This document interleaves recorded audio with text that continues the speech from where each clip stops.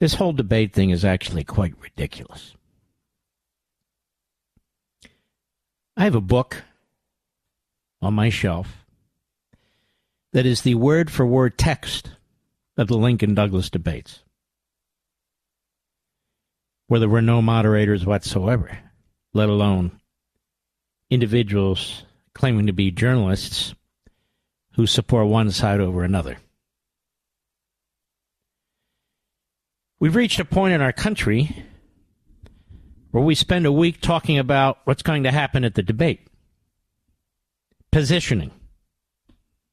Projecting. I think I'm the only one who's been telling you that the truth is that this debate won't change Biden, won't change Trump. It'll change, perhaps, perceptions. And that's pretty much what the media deal with, perceptions. Perceptions about Biden and Trump. Already, they've created a negative perception of Trump for the debate, which Trump will show up.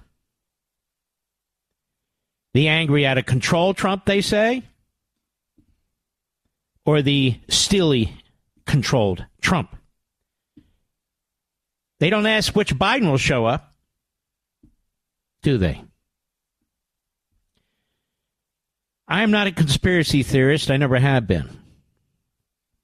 But there's no question in my mind, and there's no question in the mind of the really solid medical individuals that I've talked to, that Joe Biden will, in fact, be stimulated with a variety of drugs that are legal. That is, choose one among many. And everybody knows it, which is why he will not agree to a drug test. Which is why they've never released the drugs that he's taking. They never have. We have some doctor who goes on and says he's in great shape. Yet we have a report in the Wall Street Journal on the news section that's no friend of his, that is no friend of Trump's, who points out what people are saying about Biden. We have the special counsel talks about what he saw with Biden. And, of course, we don't even need them. You and I see it. It's not an occasional flub or shuffle or fall or headbang. It's constant. His staff is protecting him. His wife is protecting him. The media are protecting him. Everything from walking to and fro from a helicopter to yanking him off the stage before he can answer any questions. And so they're building up this day. Biden didn't offer this without knowing what he's going to do about it.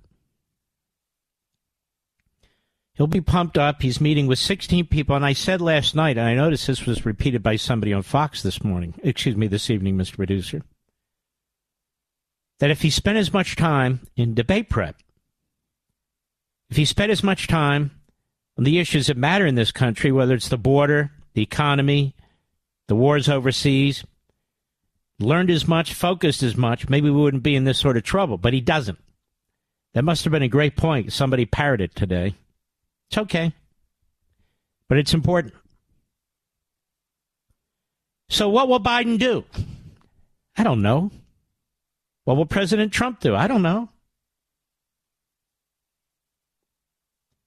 And when you're in the middle of combat with 400 million people walking, you have to be flexible enough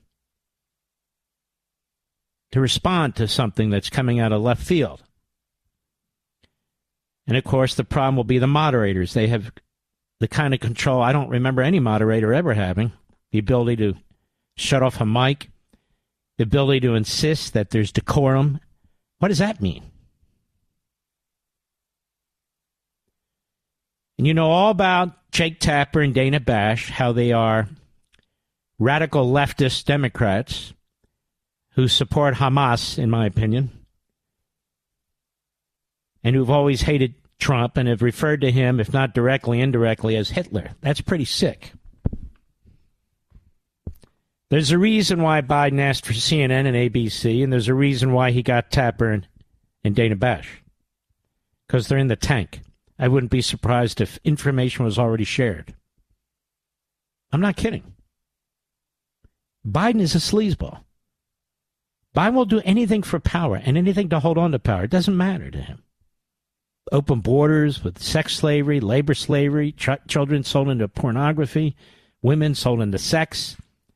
You see what's happening to our citizens, the horrendous murder of several of them, more than we even know. And Biden also knows that the media will cover for him. MSNBC, CNN, New York Times, Washington Post, all the rest of it. So there really is no point to this debate because we know what and who Biden is. We know what and who Trump is, except to create the media narrative. Mr. Producer, why should it come down to 90 minutes?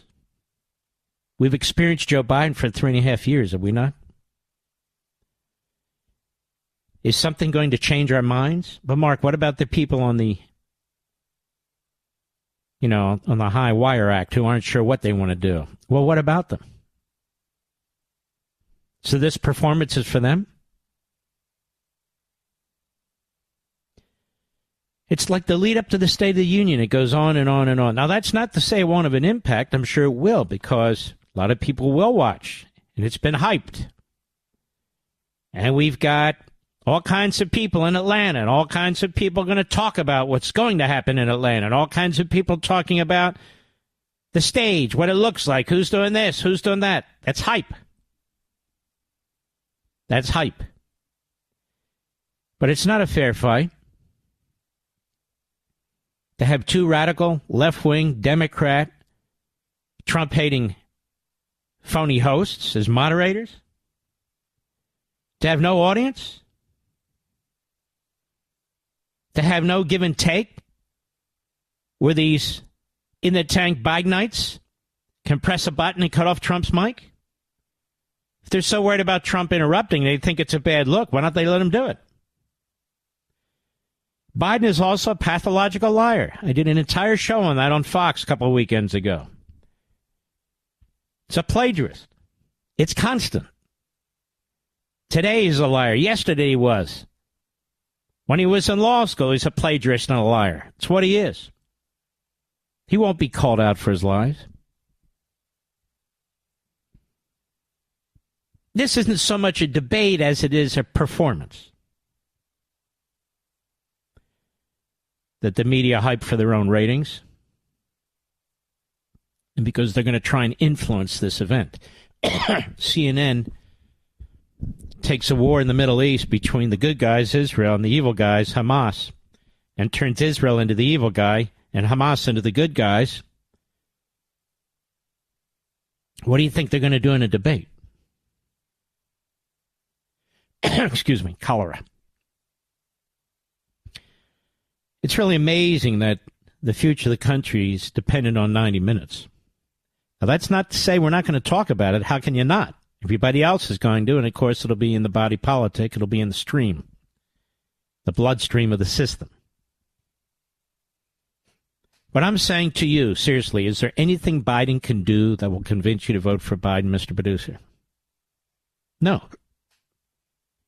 And I ask you folks, is there anything Trump can do that would persuade you not to vote for him? Not me. Not me. Biden needs this debate more than anybody. And truly, I just sit here and I wonder to myself, here's a man who in the last debate, right before the election, pointed at Donald Trump, looked into the camera to the American people. When Donald Trump brought up the Hunter laptop and he attacked Donald Trump, he said that experts in national security had signed a letter saying that this was a Russian scheme, a Russian plot. And he got away with that well after the election, when it is determined, almost by accident, that the whole thing was a Joe Biden campaign plant. and then he knew it, and then he cites it during the course of the campaign. And you're supposed to trust this guy. I suspect, if we're going to get into this, that Joe Biden wanted to go first, as I said last night, because he wants to set the stage for the entire debate. And I suspect Joe Biden will throw a lot of stuff against the wall. Statistics, legislation, attacks on Trump, his character, his conviction, all up front for several reasons. Number one, to control the course of the debate by throwing it all out there. Number two, trying to put Trump on defense, on his heels. Number three, trying to annoy the ex-president with outrageous statements.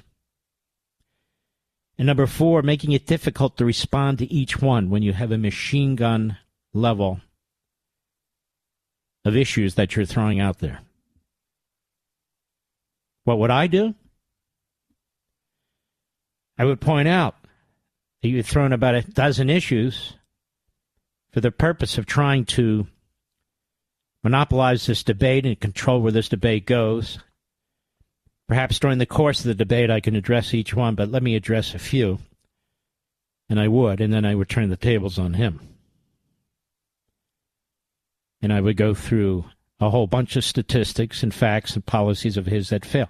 Biden will also talk about legislation, because that's what bureaucrats who've been in Washington a half a century do. It's not about legislation. It's about action. You don't get a lollipop because there's been legislation. It's about action. There was legislation to create all these EV charging sites. $7 billion, we have 7 sites. That's $1 billion a site. $42.5 billion